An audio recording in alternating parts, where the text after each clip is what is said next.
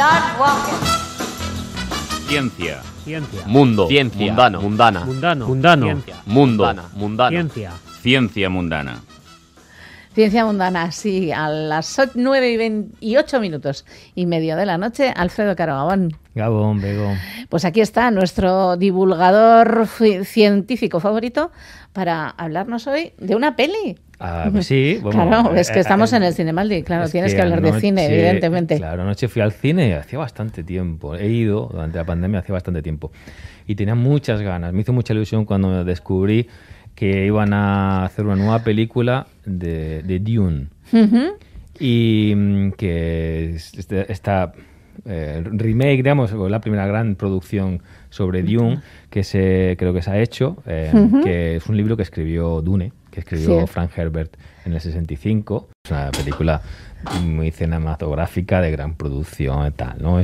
Lo que yo estaba viendo la película, y claro, da 2 horas y media, da para pensar. Hay unos personajes en la historia de Dune que me han dado la idea de hablar de esto, que son las Bene Gesserit.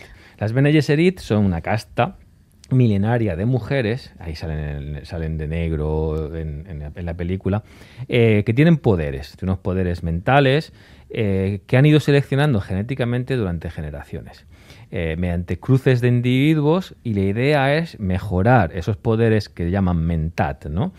Pero con un objetivo. Ellas, el libro y el autor y la historia bastante machista. Eso, para que nadie se lleve sorpresas. Pero bueno, el objetivo de esta casta de mujeres es conseguir un hombre, un macho, que se llama no sé pronunciarlo bien, Kwisatz Haderach, pero toda la terminología es como así muy, muy rara. Bueno, ese hombre tendrá poderes mentales capaces de tender un puente sobre el espacio y el tiempo, y adivinar el futuro y el pasado y el tiempo y tal, ¿no? Bueno, con la ayuda de la especie, todo el rollo de la película. Lo interesante de esto que me ha llevado a la cabeza, bueno, es un rollo bastante eugenésico, ¿no? Durante milenios se intenta mejorar la raza, y eso como que nos parece pues de peli de ciencia ficción o desafortunados periodos del principio del siglo XX o del final del XIX. Sin embargo, pues a lo mejor no es tan de peli de ciencia ficción, y hay cosas que se están haciendo en el presente. Pues quería traeros una noticia publicada en la revista Bloomberg, donde un reportaje donde habla del nacimiento de Áurea. El nombre tiene tela. Sí, Áurea, porque hablamos de la perspectiva. Áureo y todo. Bueno, sí, es hija del biólogo Smigrotsky, pero estadounidense. Áurea ha sido seleccionada, probablemente haya sido la primera, de una serie de embriones que han dado la mejor puntuación en una secuenciación genética. Y ahora me explicaré. Pues se supone que ese embrión, de un puñado de embriones fertilizados, no se conoce la madre, no se sabe nada sobre la madre de esta Áurea, y lo que sí sabemos que el padre es Smigrotsky.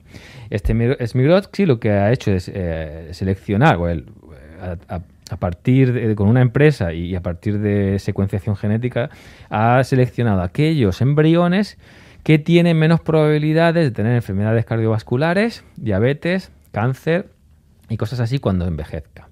Smigrotsky dice, en alguna entrevista le han preguntado de eso, dice que al final que esto de la selección genética es como las vacunas, ¿no? Uno se pone vacunas para vivir más tiempo y tal, ¿no? Lo interesante de esta forma de eugenesia, de seleccionar embriones para tener más probabilidades de sobrevivir, de tener menos enfermedades en el futuro, es que es un negocio. Porque hay empresas, y es que cada vez surgiendo más empresas, conforme la secuenciación genética baja de precio, se está convirtiendo en un negocio que ofrecen a padres y madres la posibilidad de elegir de una serie de embriones fecundados cuál de ellos tienen menos probabilidad de enfermar, pero también las que tienen menos probabilidad de tener, por ejemplo, esquizofrenia. Claro, la esquizofrenia es una enfermedad. Un diagnóstico está más o menos, pero la etiología, o sea, ¿por qué surge? Es muy discutible, ¿no? ¿Por qué surge? Hay mucha polémica ahí. La empresa que seleccionó el embrión de Áurea me llama mucho la atención esta cosa, es que tiene trabajando a la primera mujer probeta de Estados Unidos, la primera mujer de fecundación in vitro de la historia, ¿no? Es como hay una vuelta, un círculo que da la historia, ¿no? Y estas empresas como Genomic Prediction, ¿cuánto cobran? Pues entre $400 y $1.000 por embrión, y los precios bajando. Y eso, pues, evidentemente parece que no hemos desterrado las ideas eugenésicas dentro de la ciencia. Por cierto, este hombre, Smigrodsky, es profesor de una universidad, es neurólogo, neurocientífico, ¿vale? Que no es uno que pasaba por allí, ¿no? Eso es. Pues no se han enterrado y vuelven recurrentemente a la ciencia. Ella creo que ha hablado en el pasado y en el futuro hablaré de más ejemplos de cosas casi raras que van pasando. Y esto, una de las razones es por una técnica que también quería presentároslas, tiene un nombre súper interesante, se llama GWAS. En inglés. GWAS, ¿no? En inglés sería Genome Wide Association Studies. En castellano se traducirían como estudios de asociación del genoma completo. Un poco ya os vais haciendo una idea, que la idea es secuenciar genomas completos y asociar determinados rasgos o, secuencias de ese genoma con características humanas, ¿no?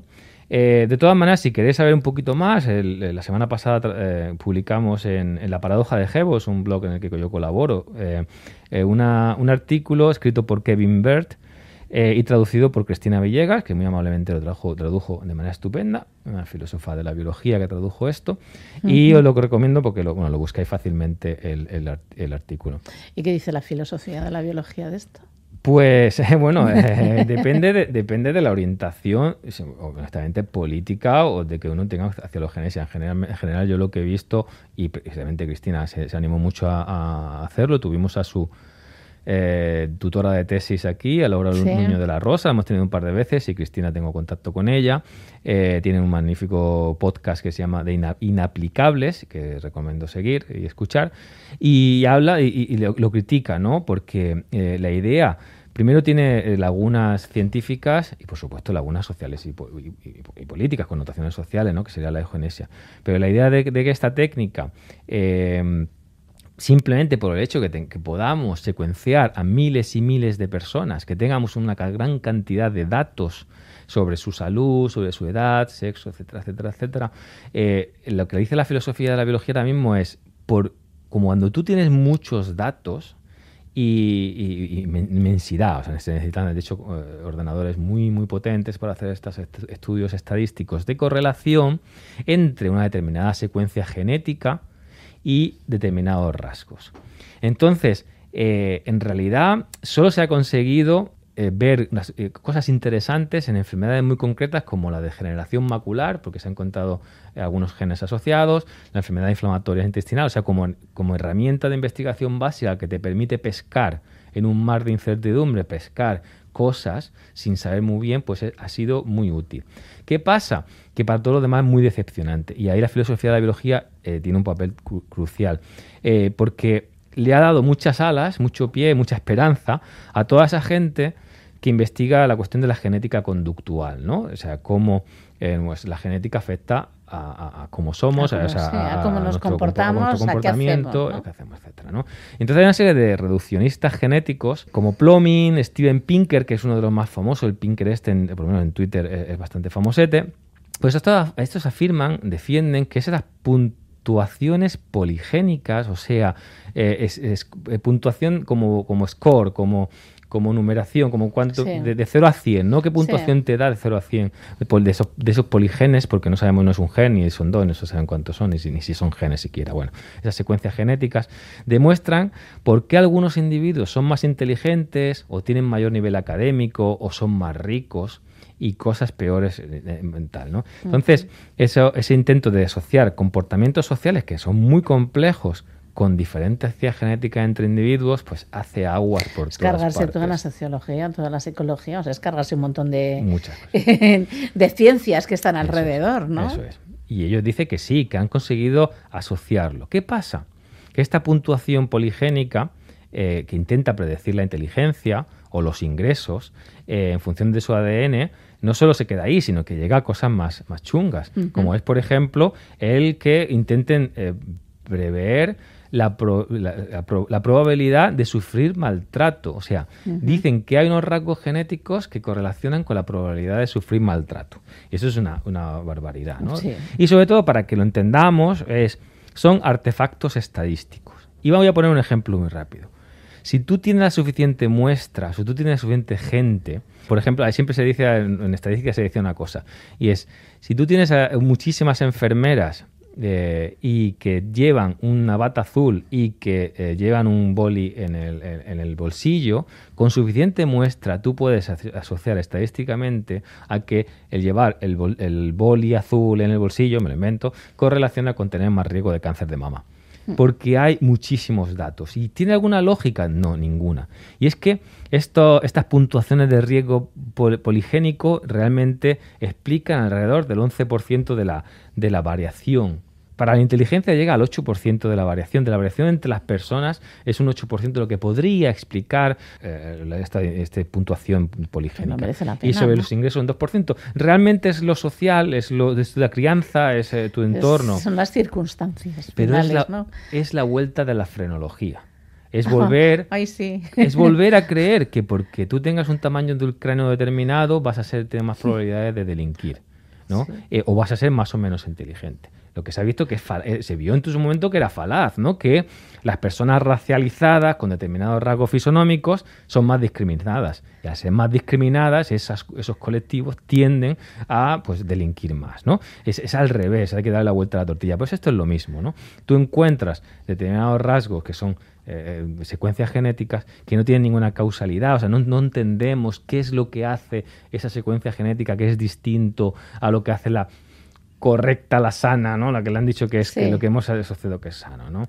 Bueno, hay mucho ahí, hay mucha tela, hay muchos artículos que hablan de determinismo genético, animo a la gente a leer. Pero hay alternativas que el artículo de Kevin Bird lo explica bien, que hay alternativas a reducir todo, o sea, a intentar lo que llama una cadena causal reduccionista. Reduccionismo genético, determinismo genético es intentar reducir toda la complejidad de lo que es el ser humano, o incluso con todos los animales, su comportamiento, por qué actúan de la manera en la que actúan, intentar reducirlo a una serie de secuencias de genéticas que no son más que bioquímica, ¿no? Entonces, intentar asociar, pues se llama reduccionismo en este caso genético, ¿no? Y en realidad lo que pasa es, y hay unas propuestas. Lo que pasa es que alguien ha encontrado un nicho de negocio interesantísimo, ¿no? Y me imagino que habrá abuso y se intentará, sobre todo,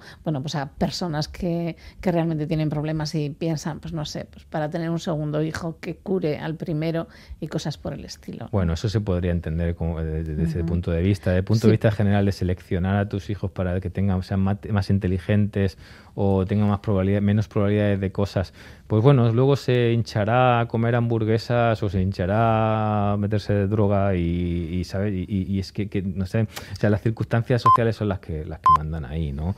Entonces, nada, hay un montón de estas empresas. Esta gente está relacionada con, por ejemplo, hay una fundación que se llama Pioneer, que son organizaciones supremacistas blancas con décadas de historia que financian estos estudios, financian las publicaciones científicas. Hay universidades que permiten que esto se estudie, se lleve para adelante, que se utilicen recursos públicos que pueden ser útiles y legítimos, como son los biobancos de Cambridge, donde hay muchísimas base de datos genética, ¿no? Los utilizan estos bases de datos para hacer estas publicaciones, estas correlaciones que generan, pues son falaces y generan pues cosas muy negativas, ¿no? Y eso todo te ha venido viendo Dune la semana pasada.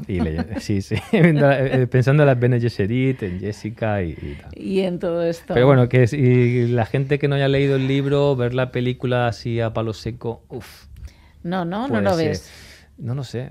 Bueno, pues recomendamos la literatura. Además, insisto. Eso sí, el libro sí. El libro tú lo recomiendas. Sí. Bueno, da que son mucho unos que cuantos, pensar. Por lo menos el primero. Da mucho que pensar desde el punto de vista ecologista, desde el punto de vista social. Sí. De recursos, de extractivismo en los países del sur. Todo eso da que pensar. Fíjate, y es del 1965, me parece, ¿no? La pena es la parte de género, que es horrible. Es horrible.